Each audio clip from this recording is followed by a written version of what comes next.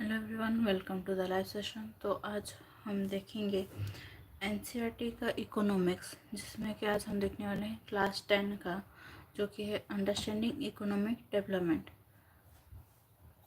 तो अभी हम ये बुक शुरू करने वाले हैं। आज हम शुरू करेंगे फर्स्ट चैप्टर, जो कि है डेवलपमेंट। शुरू करते हैं आज का chapter. The idea of development or progress has always been with us. We have aspirations or desires about what we would like to do and how we would like to live. Similarly, we have ideas about what a country should be like. What are the essential things that we require? Can life be better for all? How should people live together? Can there be more equality? Development involves thinking about these questions and about the ways in which we can work towards achieving these goals. This is a complex task, and in this chapter, we shall make a beginning at understanding development. You will learn more about these issues in greater depth in higher classes. Also, you will find answers to many of these questions, not just in economics but also in your course in history and political science. This is because the way we live today is influenced by the past. We can't desire for a change without being aware of this. In the same way, it is only through a democratic political process that these hopes and possibilities can be achieved in real life.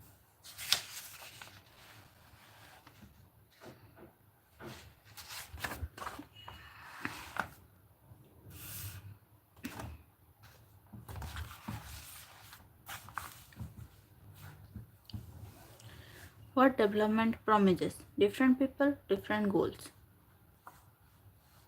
Let us try to imagine what development or progress is likely to mean to different persons listed in table 1.1. What are their aspirations? You will find that some columns are partially filled. Try to complete the table. You can also add any other category of persons. तो ये है development, ये है table जिसमें दिया है developmental goals of different categories of persons. तो इसमें जितना दिया है मैं उतना पढ़ रही हूँ, उसके बाद का आप फिलअप कर सकते हैं। Category of person, developmental goals और aspiration. Landless rural labourers, more days of work and better wages. Local school is able to provide quality education for their children. There is no social discrimination, and they too can become leaders in the village. Prosperous farmers from Punjab assured a high family income through higher support prices for their crops, and through hard-working and cheap laborers, they should be able to settle their children abroad. Farmers who depend only on rain for growing crops, a rural woman from a land-owning family, urban unemployed youth, a boy from a rich urban family, a girl from a rich urban family. She gets as much freedom as her brother and is able to decide what she wants to do in life. She is able to pursue her studies abroad. An Adivasi from Narmada Valley. Having filled table 1.1, let us now examine it.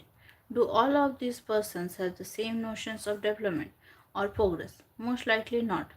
Each one of them seeks different things. They seek things that are most important for them. That means that which can fulfill their aspiration or desire. In fact, at times, two persons or groups of persons may seek things which are conflicting. A girl expects as much freedom and opportunity as her brother, and that he also shares in the household work. Her brother may not like this. Similarly, to get more electricity, industrialists may want more dams, but this may submerge the land and disrupt the lives of people who are displaced. Such as tribals. They might resent this and may prefer small check dams or tanks to irrigate their land.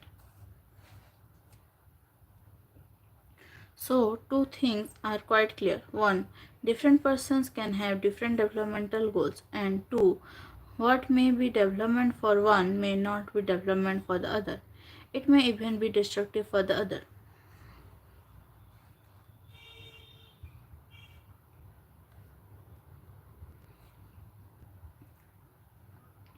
Income and other goals. If you go over table 1.1 again, you will notice one common thing. What people desire are regular work, better wages, and decent price for their crops or other products that they produce. In other words, they want more income. Besides seeking more income one way or the other, people also seek things like equal treatment, freedom, security, and respect of others. They resent discrimination. All these are important goals. In fact, in some cases, these may be more important than more income or more consumption because material goods are not all that you need to live. Money or material things that one can buy with is one factor on which our life depends. But the quality of our life also depends on non material things mentioned above. If it is not obvious to you, then just think of the role of your friends in your life. You may desire their friendship. Similarly, there are many things that are not easily measured, but they mean a lot to our lives. These are often ignored.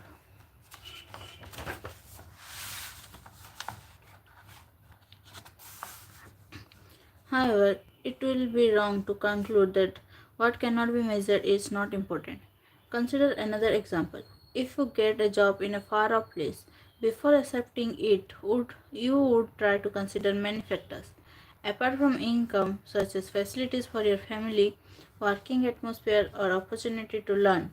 In another case, a job may give you less pay but may offer regular employment that enhances your sense of security.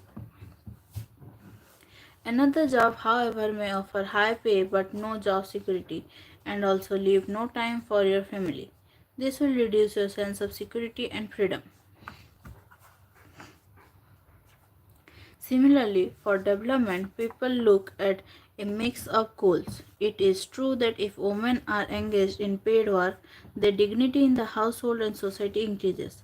However, it is also the case that if there is respect for women, there would be more sharing of housework and a greater acceptance of women working outside. A safe and secure environment may allow more women to take up a variety of jobs or run a business.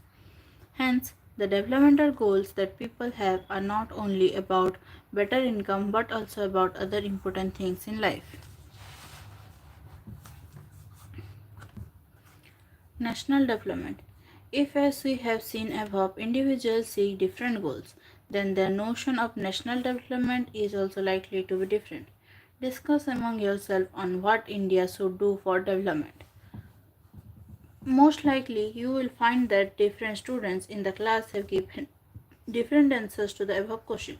In fact, you might yourself think of many different answers and not be too sure of any of these. It is very important to keep in mind that different persons could have different as well as conflicting notions of our country's development. However, can all the ideas be considered equally important? Or if there are conflicts, how does one decide? What would be a fair and just path for all? We also have to think whether there is a better way of doing things. Would the idea benefit a large number of people or only a small group? National development means thinking about this question.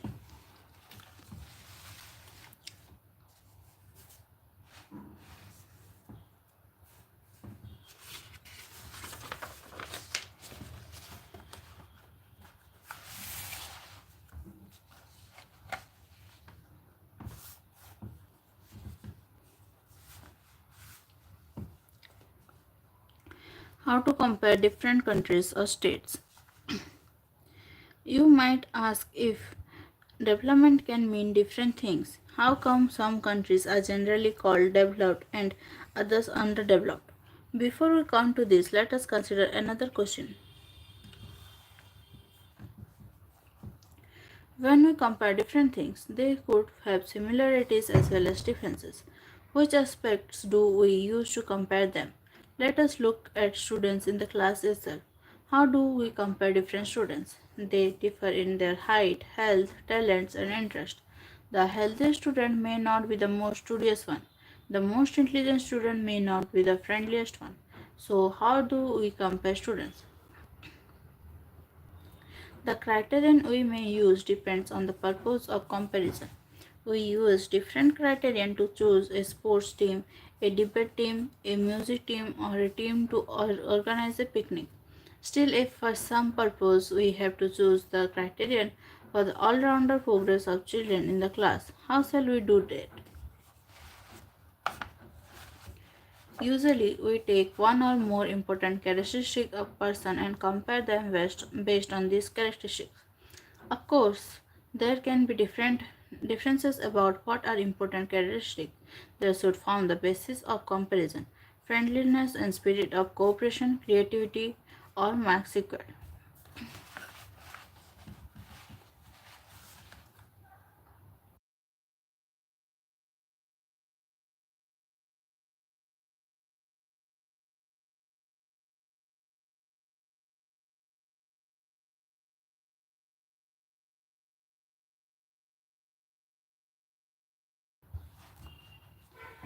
This is true of development too.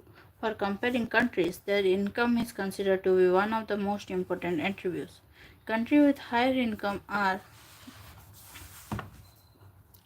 more developed than others with less income. This is based on the understanding that more income means more of all things that human beings need. Whatever people like and should have, they will be able to get with greater income. So, greater income itself is considered to be one important goal. Now, what is the income of a country? Intuitively, the income of the country is the income of all the residents of the country. This gives us the total income of the country. However, for comparison between countries, total income is not such an useful measure since countries have different populations. Comparing total income will not tell us what an average person is likely to earn. Are people in one country better off than others in a different country? Hence, we compare the average income, which is the total income of the country, divided by its total population. The average income is also called per capita income. In World Development Reports brought out by the World Bank, this criterion is used in classifying countries. Countries with per capita income of US dollar 12236 per annum and above in 2016 are called rich countries, and those with per capita income of US dollar 1005 or less are called low income countries. India comes in the category of low middle income countries because its per capita income in 2016 was just US dollar 1840 per annum. The rich countries, excluding countries of Middle East and certain other small countries, are generally called developed countries.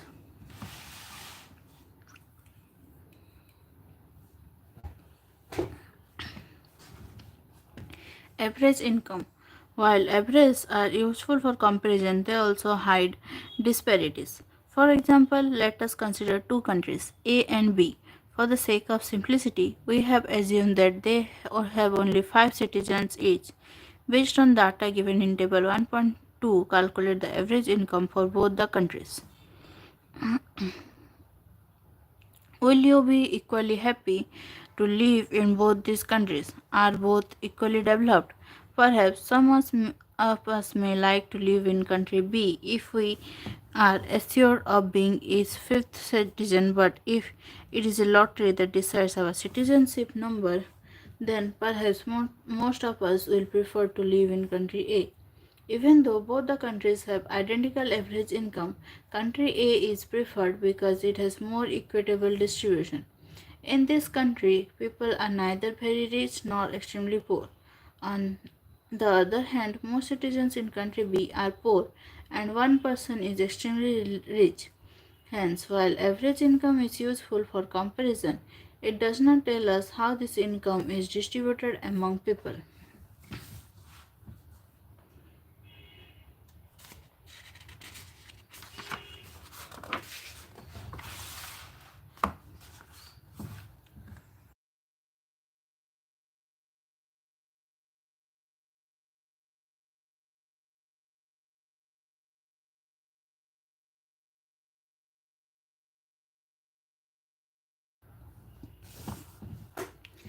Income and other criteria.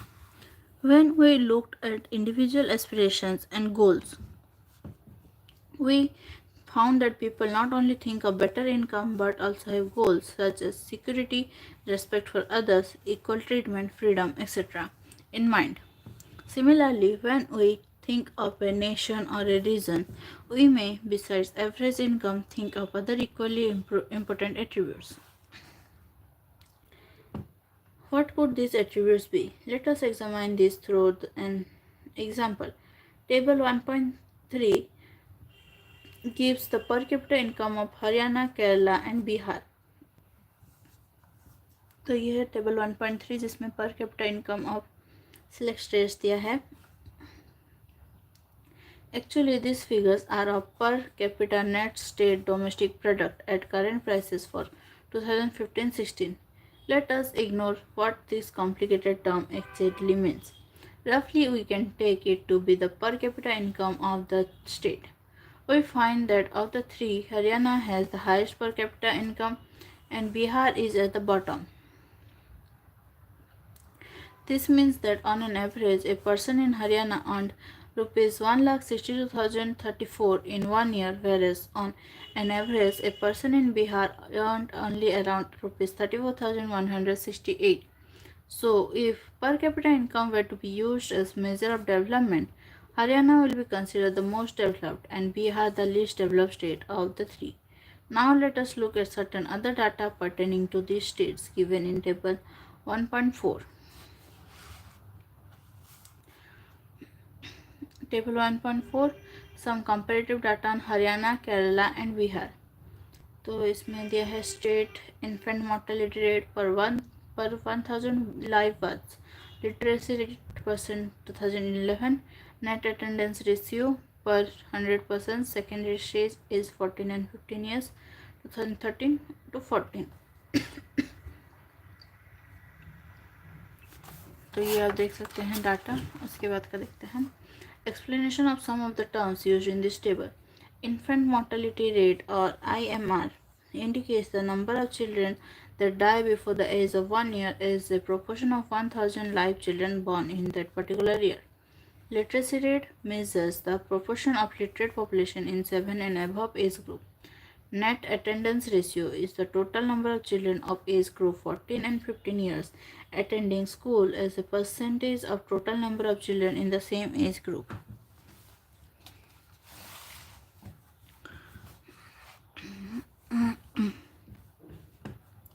What does this table show? The first column of the table shows that in Kerala, out of 1000 children born, 12 died before completing 1 year of age. But in Haryana, the proportion of children dying within 1 year of birth was 36, which is 2 times more than that of Kerala. On the other hand, the per capita income of Haryana is more than that of Kerala as shown in table 1.3. Just think of how dear you are to your parents. Think of how everyone is so happy when a child is born. Now try to think of parents whose children die before they even celebrate their first birthday. How painful it must be to these parents. Next, note the year to which this data pertains. It is 2015. So we are not talking of old times. It is nearly 70 years after independence, when our metro cities are full of high-rise buildings and shopping malls. The problem does not end with infant mortality rate. The last column of table 1.4 shows around half of the children aged 14 to 15 in Bihar are not attending school beyond class 8. This means that if you went to school in Bihar, nearly half of your elementary class would be missing. Those who could have been in school are not there. If this had happened to you, you would not be able to read what you are reading now.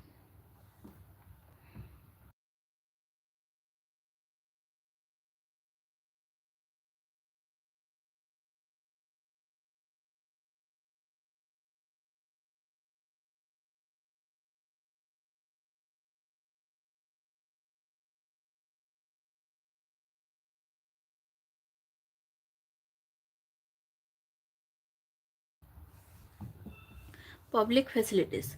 How is that the average person in Haryana has more income than the average person in Kerala but lags behind in these crucial areas?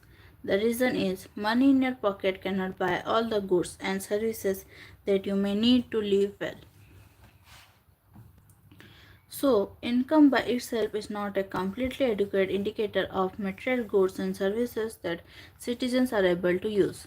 For example, normally, your money cannot buy you a pollution free environment or ensure that you get adulterated medicines unless you can afford to ship to a community that already has all these things. Money may also not be able to protect you from infectious disease unless the whole of your community takes preventive steps.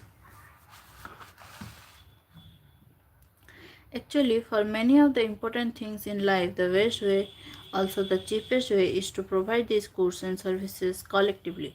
Just think, will it be cheaper to have collective security for the whole locality or for each house to have its own security man? What if no one other than you in your village or locality is interested in studying? Would you be able to study? Not unless your parents could afford to send you to some private school elsewhere. So you are actually able to study because many other children also want to study and because many people believe that the government should open schools and provide other facilities so that all children have a chance to study. Even now in many areas children, particularly girls, are not able to go to high school because the government or society has not provided adequate facilities.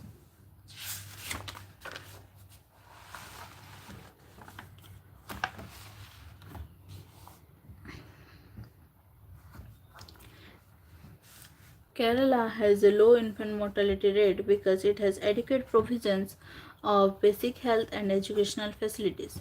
Similarly, in some states, the public distribution system functions well. Health and nutritional status of people of such state is certainly likely to be better.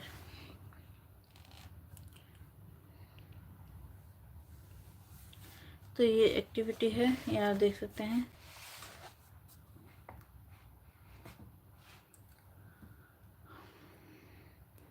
और ये और एक activity है.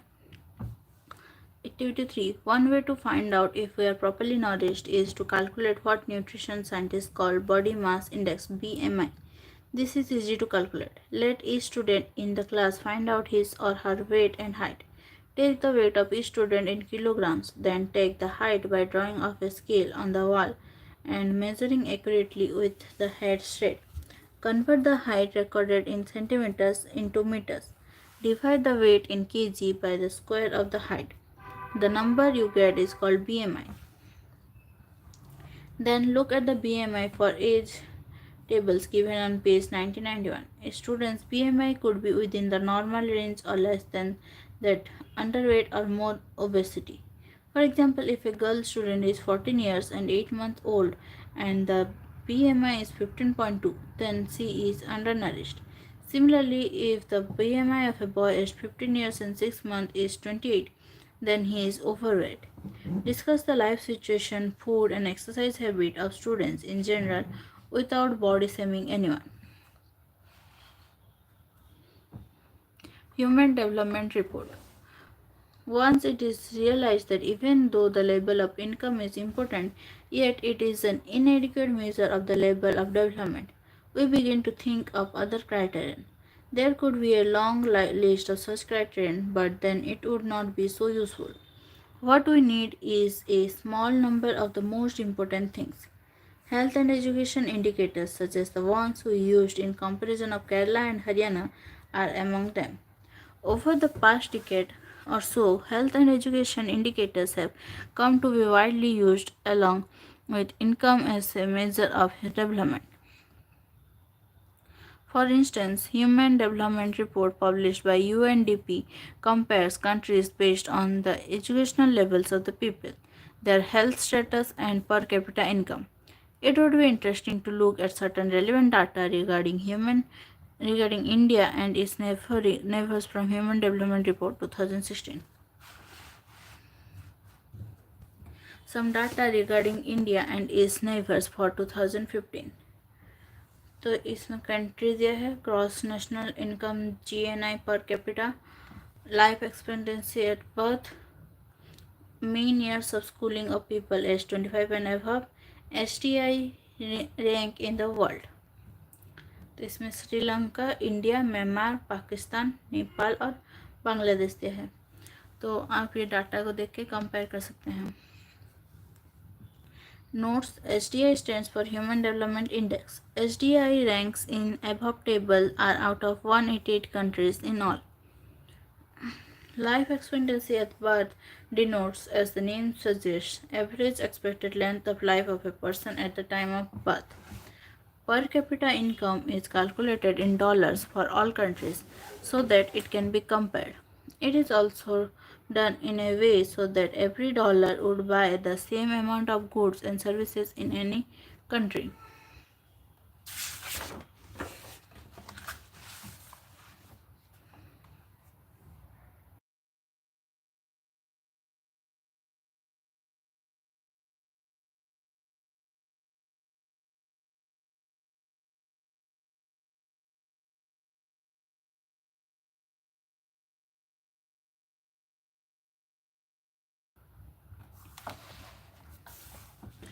Isn't it surprising that a small country in our neighborhood, Sri Lanka, is much ahead of India in every respect, and a big country like ours has such a low rank in the world? Table 1.6 also shows that though Nepal and Bangladesh have low per capita income than that of India, yet they are better than India in life expectancy. Many improvements have been suggested in calculating SDI, and many new components have been added to the Human Development Report. But by prefixing human to development, it has made it very clear that what is important in development is what is happening to citizens of a country. It is people, their health, their well-being that is most important. Do you think there are certain other aspects that should be considered in measuring human development?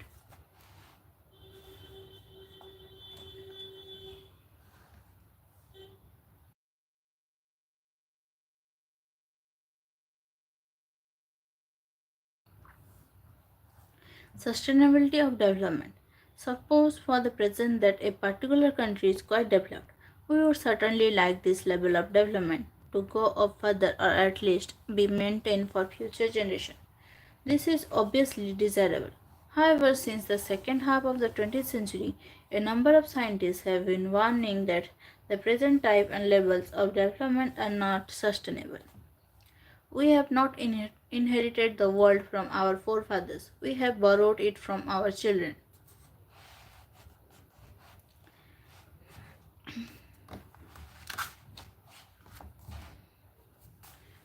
Let's understand why this is through the following example.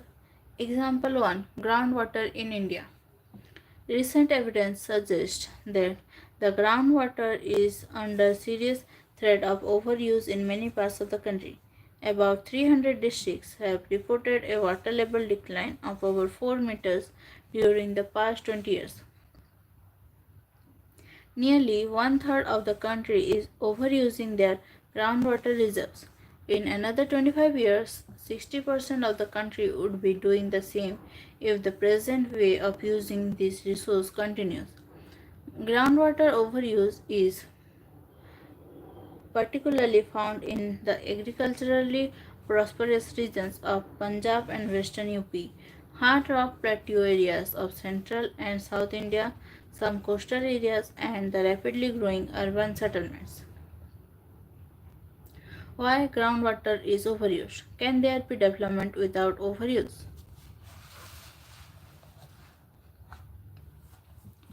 Groundwater is an example of renewable resources. These resources are replenished by nature, as in the case of crops and plants. However, even these resources may be overused. For example, in the case of groundwater, if we use more than what is being replenished, barren, then we would be overusing this resource.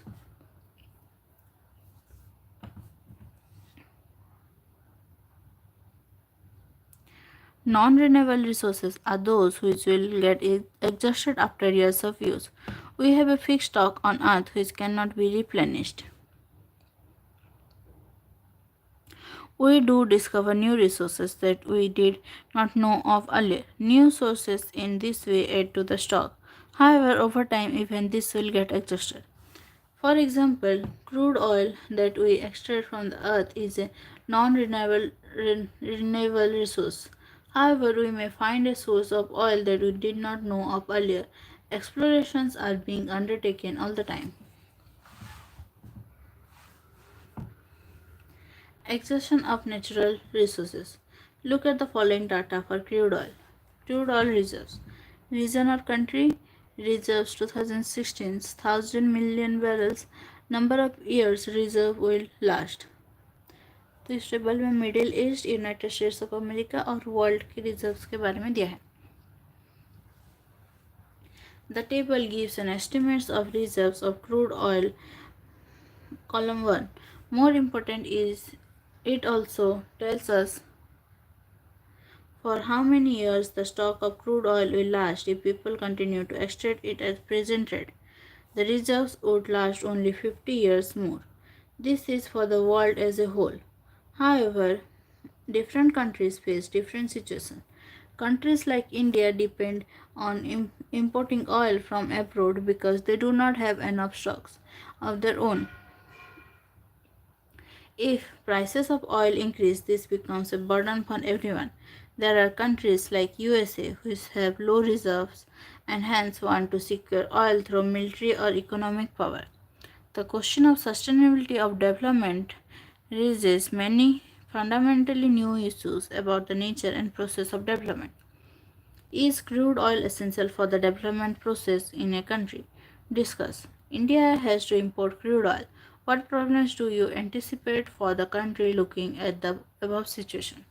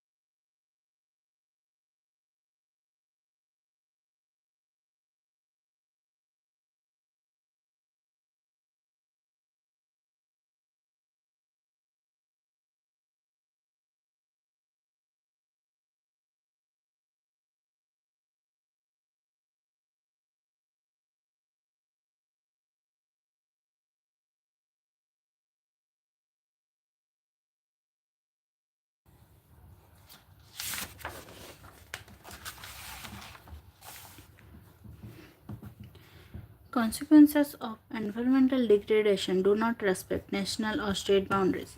This issue is no longer region or nation specific. Our future is linked together. Sustainability of development is comparatively a new area of knowledge in which scientists, economists, philosophers, and other social scientists are working together. In general, the question of development or progress is perennial.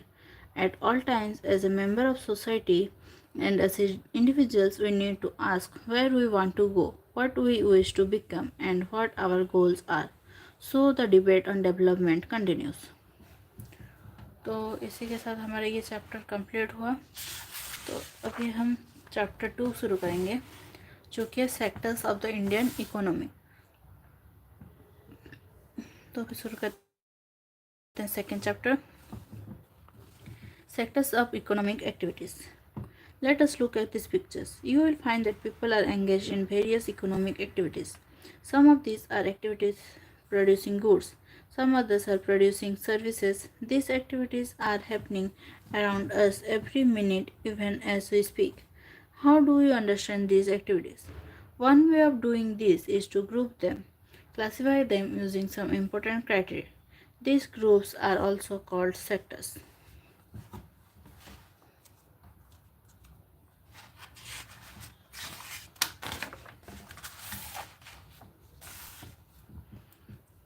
We begin by looking at different kinds of economic activities. There are many activities that are undertaken by directly using natural resources. Take for example the cultivation of cotton. It takes place within a crop season. For the growth of the cotton plant, we depend mainly but not entirely on natural factors like rainfall, sunshine, and climate. The product of this activity, cotton, is a natural product. Similarly, in the case of an activity like dairy, we are dependent on the biological process of the animals and availability of fodder, etc. The product here, milk, also is a natural product. Similarly, minerals and ores are also natural products.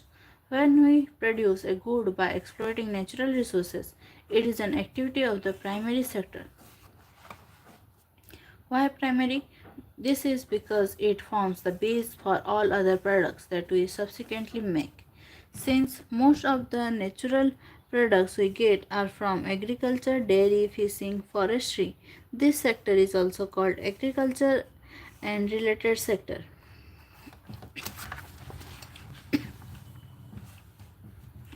The secondary sector covers activities in which natural products are changed into other forms through ways of manufacturing that we associate with industrial activity. It is the next step after primary. The product is not produced by nature but has to be made, and therefore some process of manufacturing is essential. This could be in a factory, a workshop, or at home. For example, using cotton fiber from the plant, we spin yarn and weave cloth. Using sugarcane as a raw material, we make sugar or gur. We convert earth into bricks and use bricks to make houses and buildings. Since this sector gradually became associated with the different kinds of industries that came off, it is also called as industrial sector. After primary and secondary, there is a third category of activities that falls under tertiary sector and is different from the above two. These are activities that help in the development of the primary and secondary sectors. These activities by themselves do not produce a good, but they are an aid or a support for the production process. For example, goods that are produced in the primary or secondary sector would need to be transported by trucks or trains and then sold in wholesale and retail shops. At times, it may be necessary to store these in godowns. We also may need to talk to others over telephone or send letters, communication, or borrow money from banking to help production and trade. Transport, storage, communication, banking, trade are some examples of tertiary activities. Since these activities generate services rather than goods, the tertiary sector is also called the service sector. Service sectors also include some essential services that may not directly help in the production of goods. For example, we require teachers, doctors, and those who provide personal services such as washermen, barbers, cobblers, lawyers, and people to do administrative and accounting works. In recent times, certain new services based on information technology such as internet cafe, ATM booths, call centers, software companies, etc. have become important. Economic activities, though, are grouped into three categories are highly interdependent. Let us look at some examples. Examples of economic activity. Example, what does this show? Imagine what would happen if farmers refuse to sell sugarcane to a particular sugar mill. The mill will have to shut down. This is an example of secondary or industrial sector being dependent on the primary. Imagine what would happen to cotton cultivation if companies decide not to buy from Indian market and import all cotton they need from other countries. Indian cotton cultivation will become less profitable and the farmers may even go bankrupt. If they cannot quickly switch to other crops, cotton prices will fall. Farmers buy many goods such as tractors, pump sets, electricity, pesticides, and fertilizers. Imagine what would happen if the prices of fertilizers or pump sets go up. Cost of cultivation of the farmer will rise and their profits will be reduced. People working in industrial and service sectors need food. Imagine what would happen if there is a strike by transporters and lorries refuse to take vegetables, milk, etc. from rural areas. Food will become scarce in urban areas, whereas farmers will be unable to sell their products.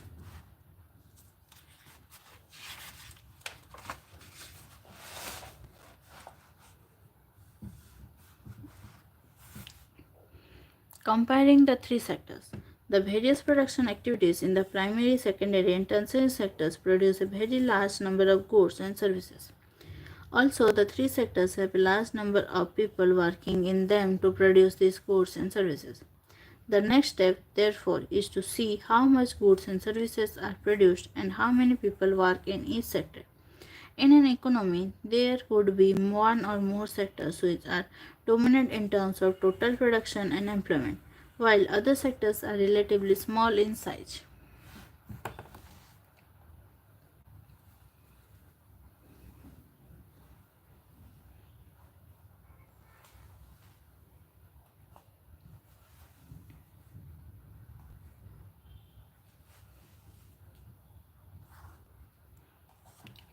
How do we count the various goods and services and know the total production in a sector?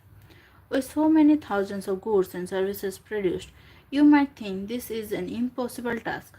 Not only would the task be enormous, you might also wonder how we can add up cars and computers and nails and furniture. It won't make sense. You are right in thinking so. To get around this problem, economists suggest that the values of goods and services should be used rather than adding up the actual numbers. For example, if 10,000 kgs of wheat is sold at rupees 8 per kg, the value of wheat will be rupees 80,000. The value of 5,000 coconuts at rupees 10 per coconut will be rupees 50,000. Similarly, the value of goods and services in the three sectors are calculated and then added up.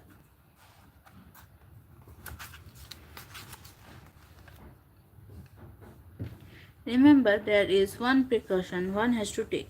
Not every good or service that is produced and sold needs to be counted. It makes sense only to include the final goods and services.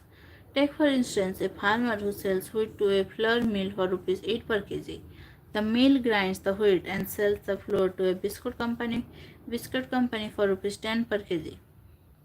The biscuit company uses the flour and things such as sugar and oil to make 4 packets of biscuit. It sells biscuits in the market to the consumers for rupees 60, rupees 15 per packet. Biscuits are the final goods, that means goods that reach the consumers. Why are only final goods and services counted? In contrast to final goods, goods such as wheat and the wheat flour in this example are intermediate goods. Intermediate goods are used up in producing final goods and services. The value of final goods already includes the value of all the intermediate goods that are used in making the final good. Hence, the value of rupees 60 for the biscuits final good already includes the value of flour rupees 10. Similarly, the value of all other intermediate goods would have been included. To count the value of the flour and wheat separately is therefore not correct, because then we would be counting the value of the same things a number of times, first as wheat, then as flour, and finally as biscuits.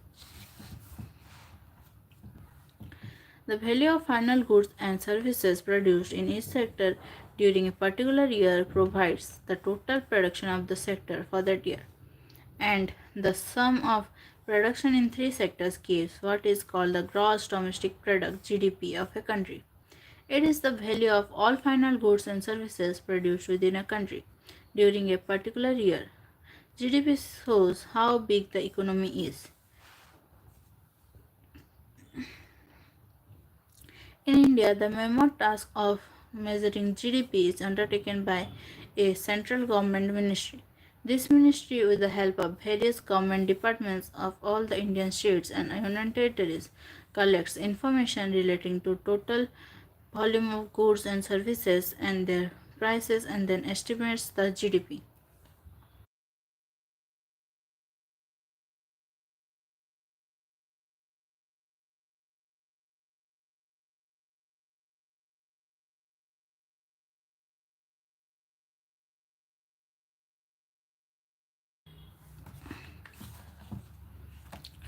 Historical changes in sectors. Generally, it has been noted from the histories of many now developed countries that at initial stages of development, primary sector was the most important sector of economic activity.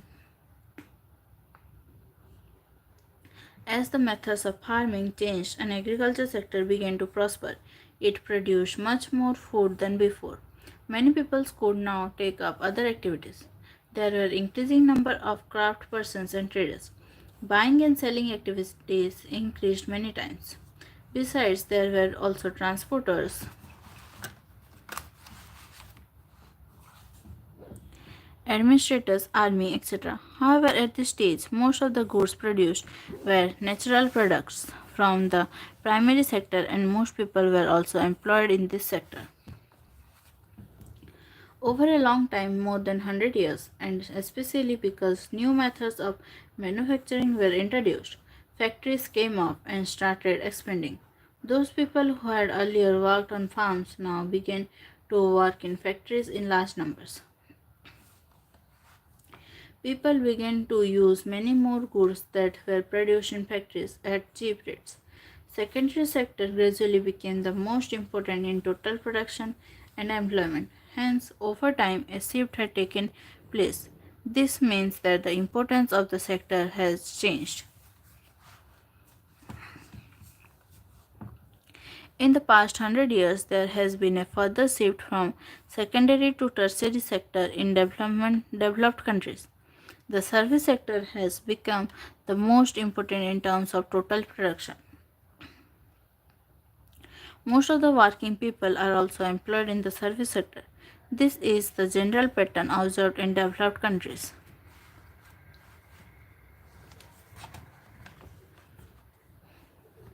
What is the total production and employment in the three sectors in India? Over the years, have there been changes similar to the pattern observed for the developed countries? We shall see in the next section.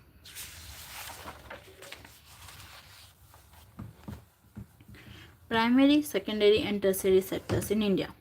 Graph 1 shows the production of goods and services in the three sectors. This is shown for 2 years, 1973 to 74 and 2013 to 14. You can see how the total production has grown over the 40 years.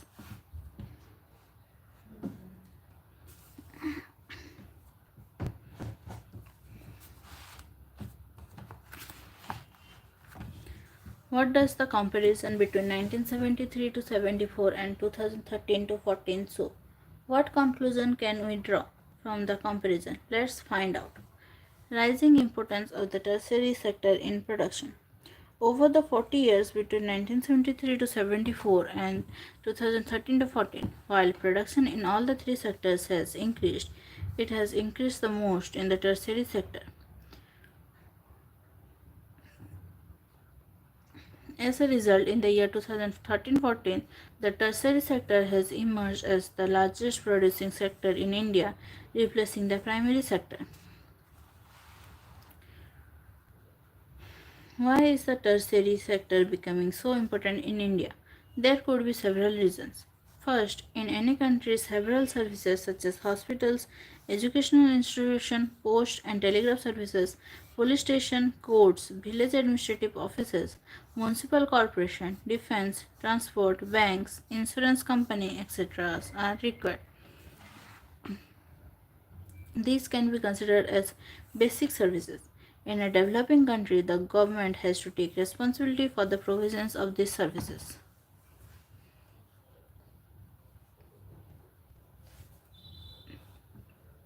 Second, the development of agriculture and industry leads to the development of services such as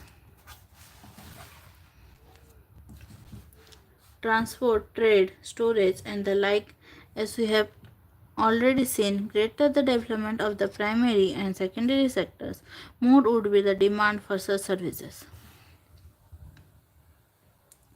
Third, as income level rise, certain sections of people start demanding many more services like eating out, tourism, shopping, private hospitals, private schools, professional training, etc.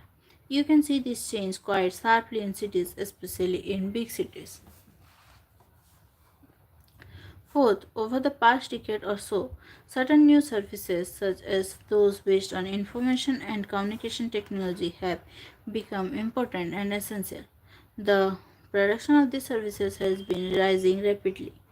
In Chapter 4, we shall see examples of these new services and the reason for their expansion.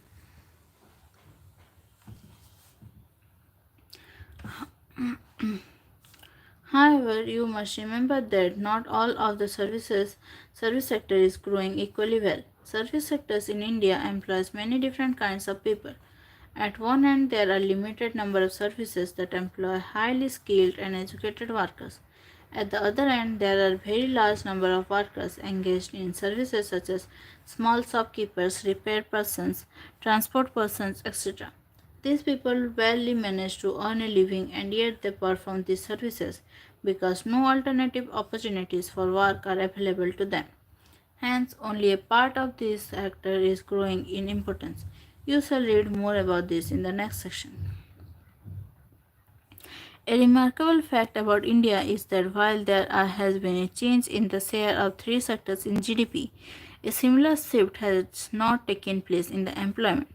Graph 3 shows the share of employment in the three sectors in 1972-73 and 2011-12. The primary sector continues to be the largest employer even now.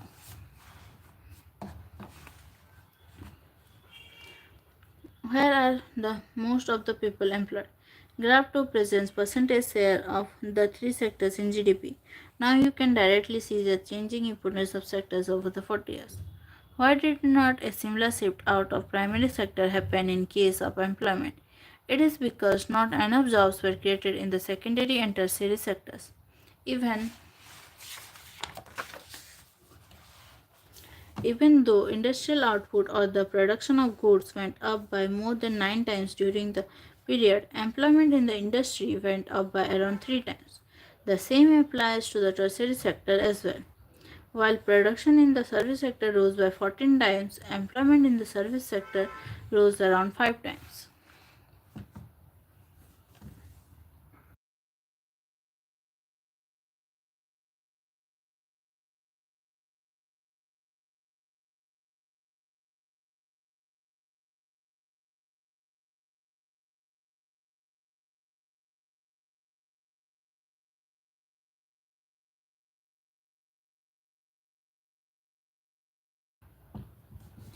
As a result, more than half of the workers in the country are working in the primary sector, mainly in agriculture, producing only a quarter of the GDP. In contrast to this, the secondary and tertiary sector produce four-fifths of the produce, whereas they employ less than half the people. Does this mean that the workers in agriculture are not producing as much as they could?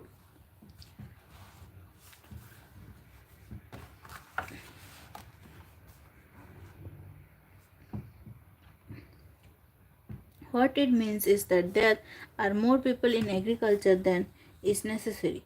So even if you move a few people out, production will not be affected. In other words, workers in the agriculture sector are underemployed. For instance, take the case of a small farmer Lakshmi owning about 2 hectares of unirrigated land, dependent only on rain and growing crops like jowar and arhar. All 5 members of her family work in the plot throughout the year. Why? They have nowhere else to go for work. You will see that everyone is working, none remains idle, but in actual fact, their labor effort gets divided. Each one is doing some work, but no one is fully employed. This is the situation of underemployment.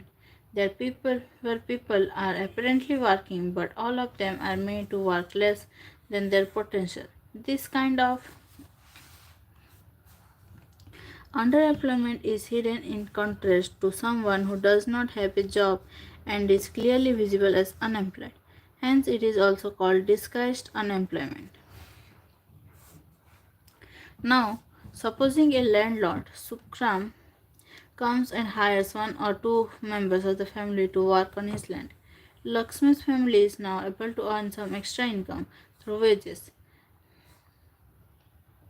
Since you do not need 5 people to look after their small plot, 2 people moving out does not affect production on their farm. In the above example, 2 people may move to work in a factory. Once again, the earnings of the family would increase and they would also continue to produce as much from their lands. There are lakhs of farmers like Lakshmi in India. This means that even if we remove a lot of people from agricultural sector and provide them with proper work elsewhere, agricultural production will not suffer. The income of the people who take up other work would increase the total family income.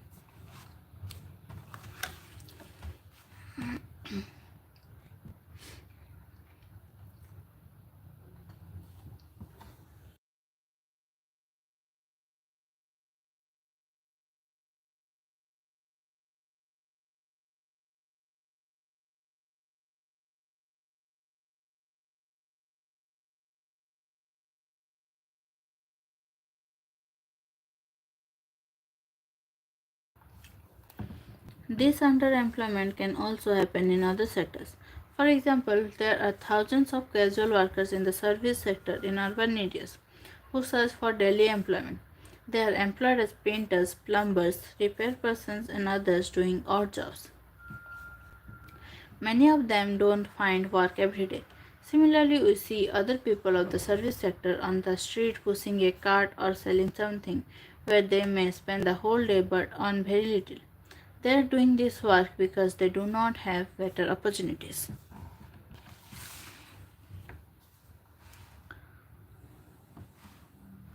How to create more employment? From the above discussion, we can see that there continues to be considerable underemployment in agriculture.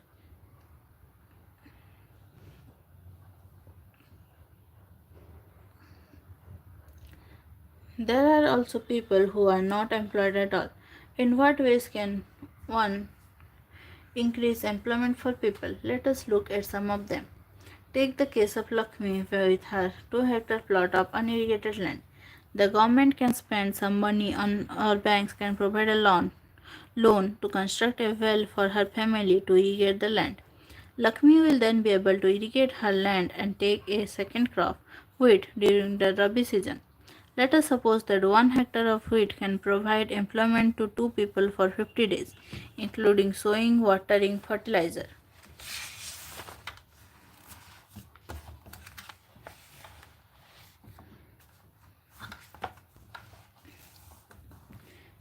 Application and harvesting. So, 2 more members of the family can be employed in her own field. Now, suppose a new dam is constructed and canals are dug to irrigate many such farms. This could lead to a lot of employment generation within the agricultural sector itself, reducing the problem of underemployment. Now, suppose Lakshmi and the other farmers produce much more than before. They would also need to sell some of this. For this, they may be required to transport their products to a nearby town. If the government invests some money in transportation and storage of crops or makes better rural roads so the mini trucks reach everywhere, several farmers like Lakshmi who now have access to water can continue to grow and sell these crops. This activity can provide productive employment to not just farmers but also others such as those in services like transport or trade. Lakshmi's need is not confined to water alone. To cultivate the land, she also needs seeds, fertilizers, agricultural equipment, and pump sets to draw water. Being a poor farmer, she cannot afford many of these, so she will have to borrow money from money lenders and pay a high rate of interest. If the local bank gives her credit at a reasonable rate of interest, she will be able to buy all this in time and cultivate her land. This means that along with water, we also need to provide cheap agricultural credit to the farmers for farming to improve. We will look at some of these needs in chapter 3 Money and Credit. Another way by which we can tackle this problem is to identify, promote, and locate industries and services in semi rural areas where a large number of people may be employed. For instance, suppose many farmers decide to grow arhar and chickpea pulse crops, setting up a dal mill to procure and process these and sell in the cities in one such example. Opening a cold storage could give an opportunity for farmers to store their products like potatoes and onions and sell them when the price is good. In villages near forest areas, we can start honey collection centers where farmers can come and sell wild honey. It is also possible to set up industries that process vegetables and agricultural produce like potato, sweet potato, rice, sweet tomato, fruits which can be sold in outside markets. This will provide employment in industries located in semi rural areas and not necessarily in large urban centers. What groups of peoples do you think are unemployed or underemployed in your area? Can you think of some measures that could be taken up for them? Do you know that in India about 60% of the population belongs to the age of 5 to 29 years? Out of this, only 51% are attending educational institutions and the rest are not. They may be at home or many of them may be working as child laborers. If these children are to attend schools, we will require more buildings, more teachers, and other staff. A study conducted by the erstwhile Planning Commission, now known as Niti Aayog, estimates that nearly 20 lakh jobs can be created in the education sector alone. Similarly, if we are to improve the health situation, we need many more doctors, nurses, health workers, etc. to work in rural areas. These are some ways by which jobs would be created, and we would also be able to address the important aspects of development talked about in chapter 1. Every state or region has potential for increasing the income and employment of people in that area. It could be tourism or regional craft industry or new services like IT. Some of these would require proper planning and support from the government. For example, the same study by the Planning Commission says that if tourism as a sector is improved, every year we can give additional employment to more than 35 lakh people. We must realize that some of the suggestions discussed above would take a long time to implement. For short term, we need some quick measures. Recognizing this, the central government in India made a law implementing the right to work in about 625 districts of India. It is called Mahatma Gandhi National Rural Employment Guarantee Act 2005, MGNREGA 2005.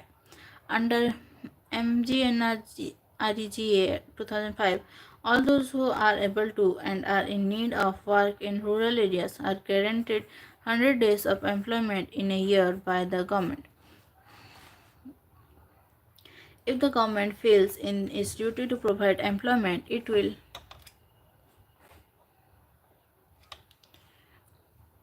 It will give unemployment allowances to the people. The types of work that would in future help to increase the production from land will be given preference under the Act.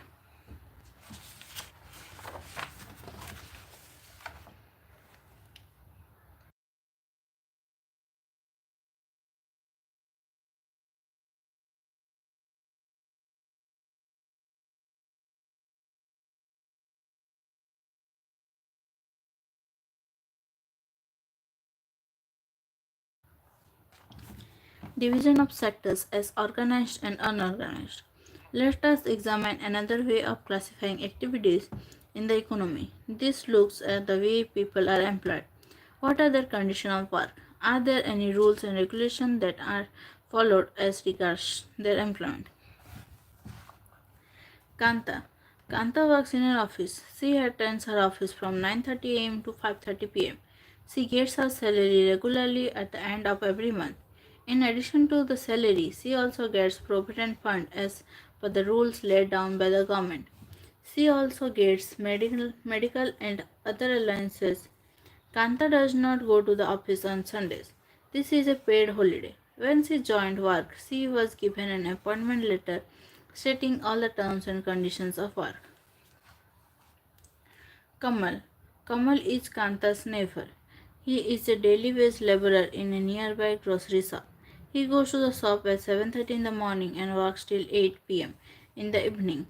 He gets no other allowance apart from his wages. He is not paid for the days he does not work. He has therefore no leave or paid holidays, nor was he given any formal letter saying that he has been employed in the shop.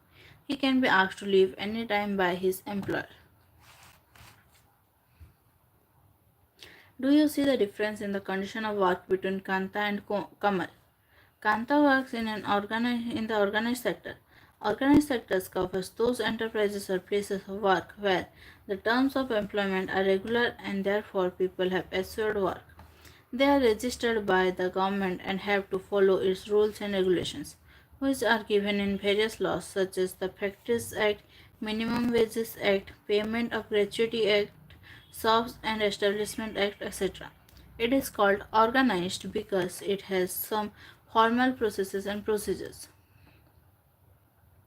Some of these people may not be employed by anyone but may work on their own, but they too have to register themselves with the government and follow the rules and regulations. Workers in the organized sectors enjoy security of employment. They are expected to work only a fixed number of hours. If they work more, they have to be paid overtime by the employer. They also get several other benefits from the employers. What are these benefits? They get paid leave, payment during holidays, provident fund, gratuity, etc. They are supposed to get medical benefits, and under the laws, the factory manager has to ensure facilities like drinking water and a safe working environment. When they retire, these workers get pensions as well. In contrast, Kamal works in the unorganized sector. The unorganized sector is characterized by small and scattered units which are largely outside the control of the government. There are rules and regulations, but these are not followed. Jobs here are low paid and often not regular. There is no provision for overtime, paid leave, holidays, leave due to sickness, etc. Employment is not secure. People can be asked to leave without any reason. When there is less work, such as during some seasons, some people may be asked to leave. A lot also depends on the whims of the employer. These sectors include a large number of people who are employed on their own doing small jobs such as selling on the streets or doing repair work. Similarly, farmers work on their own and hire laborers as and when they require.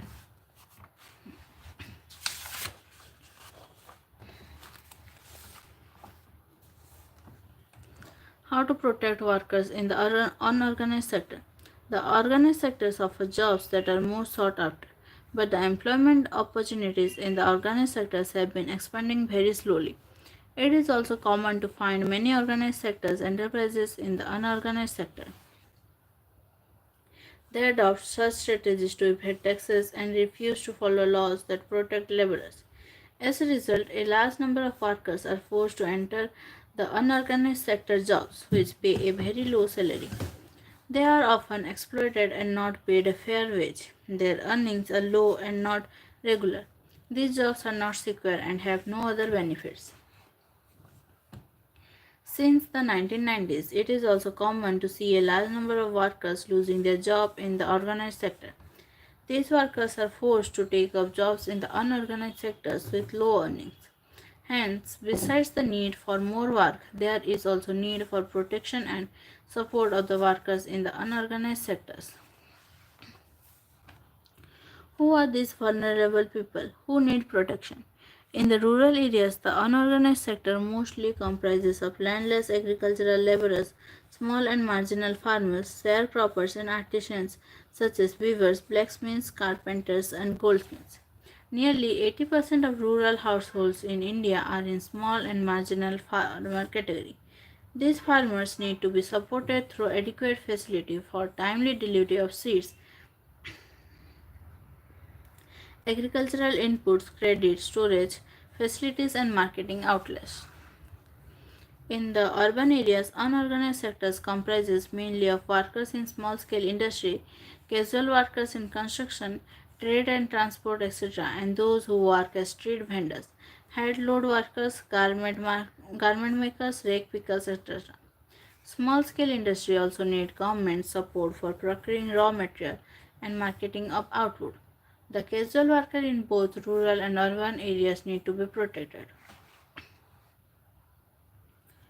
We also find that majority of workers from scheduled caste tribes and worker communities find themselves in the unorganized sectors. Besides getting the irregular and low paid work, these workers also face social discrimination.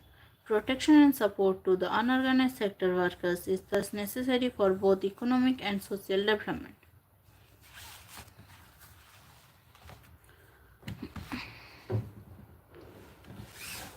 Let's recall. With so many activities taking place around us, one needs to use the process of classification to think in a useful manner. The criterion for classification could be many depending on what we desire to find out. The process of classification helps to analyze the situation. In dividing the economic activities into three sectors, primary, secondary, tertiary, the criterion used was the nature of activity. On the basis of this classification, we were able to analyze the pattern of total production and employment in India. Similarly, we divided the economic activities into organized and unorganized and used the classification to look at employment in the two sectors. What was the most important conclusion that was derived from the classification exercises? What were the problems and solutions that were indicated? Can you summarize the information in the following table? Sectors in terms of ownership, public and private sectors. Another way of classifying economic activities into sectors could be on the basis of who owns assets and is responsible for the delivery of services. In the public sector, the government owns most of the assets and provides all the services. In the private sector, ownership of assets and delivery of services is in the hands of private individuals or companies. Railways or post office is an example of public sector, whereas companies like Tata Iron and Steel Company Limited, Tisco and Reliance Industries Limited (RIL) are privately owned. Activities in the private sector are guided by the motive to earn profits. To get such services, we have to pay money to these individuals and companies. The purpose of the public sectors is not just to earn profits. Governments raise money through taxes and other ways to meet expenses on the services rendered by it. Modern day governments spend on a whole range of activities. What are these activities? Why do governments spend on such activities? Let's find out. There are several things needed by the society as a whole, but which the private sector will not provide at a reasonable cost. Why? Some of these need spending large sums of money, which is beyond the capacity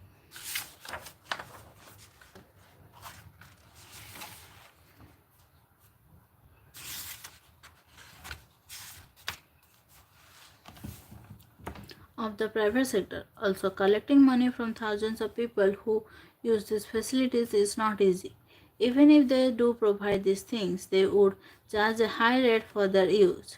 Examples are construction of roads, bridges, railways, harbors, generating electricity, providing irrigation through dams, etc. Thus, governments have to undertake such heavy spending and ensure that these facilities are available for everyone. There are some activities which the government has to support. The private sector may not continue their production of business unless government encourages it. For example, selling electricity at the cost of generation may push up the cost of production of goods in many industries. Many units, especially small-scale units, might have to shut down. Government here steps in by producing and supplying electricity at rates which these industries can afford. Similarly, a government has to bear part of the cost. Similarly, the government in India buys wheat and rice from farmers at a fair price. This is this is stores in this it stores in its godowns and sells at a lower price to consumers through ration shops. You have read about this in chapter on food security in class 9. The government has to bear some of the cost. In this way, the government supports both farmers and consumers. There are a large number of activities which are the primary responsibility of the government. The government must spend on these. Providing health and education facilities for all is one example. We have discussed some of these issues in the first chapter.